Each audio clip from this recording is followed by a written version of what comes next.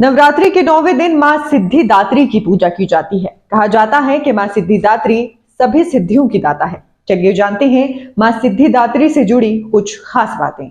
आदि शक्ति मां भवानी की 9वीं शक्ति का नाम सिद्धिदात्री है। नवरात्रि पूजन के 9वें दिन इनकी उपासना की जाती है। मां का ये रूप सभी सिद्धियों को प्रदान करने वाला है। मां सिद्धिदात्री की पूजा अर्चना से सभी तरह की सिद्धियां प्राप्त होती हैं और लौकिक परलौकिक सभी तरह की मनोकामनाओं की पूर्ति होती है। मां सिद्धिदात्री का रूप अत्यंत ही परम दिव्य है। मां का वाहन सिंह है और देवी कमल पर भी आसीन होती हैं। इनकी 4 भुजाएं हैं। दाहिने हाथ के नीचे वाले हाथ में चक्र, ऊपर वाले हाथ में गदा और बाईं के नीचे वाले हाथ में शंख और ऊपर वाले हाथ में कमल का फूल है। मां सिद्धिदात्री को देवी सरस्वती का रूप भी माना गया है। मां को बैंगनी और लाल रंग अति प्रिय होता है।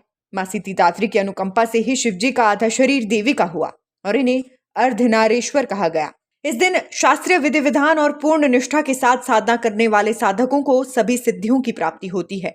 इनकी उपासना से भक्तों की सभी मनोकामनाएं भी पूर्ण हो जाती हैं।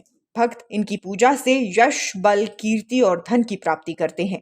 मां भगवती का स्मरण, ध्यान, पूजन हमें इस संसार की असारता का बोध कराते हुए वास्तविक परम शांतिदायक अमृत पद की ओर ले जाता है।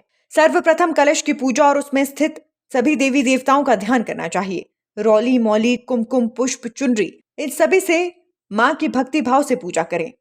हलवा पूरी, खीर, चने, नारियल से माता को भोग लगाएं। इसके पश्चात माता के मंत्रों का जाप करना चाहिए। इस दिन 9 कन्याओं और 1 बालक को घर में भोजन करवाना चाहिए। कन्याओं की आयु 2 वर्ष से 10 वर्ष तक होनी चाहिए और इनकी संख्या कम से कम 9 तो होनी चाहिए। हिमाचल का नंदा पर्वत माता सिद्धिदात्री का प्रसिद्ध तीर्थ स्थल है। मान्यता है कि जिस प्रकार इस देवी की कृपा से भगवान शिव को 8 सिद्धियों की प्राप्ति हुई, ठीक उसी तरह से इनकी उपासना करने से अष्ट सिद्धि और नवनिधि बुद्धि और विवेक की प्राप्ति होती है।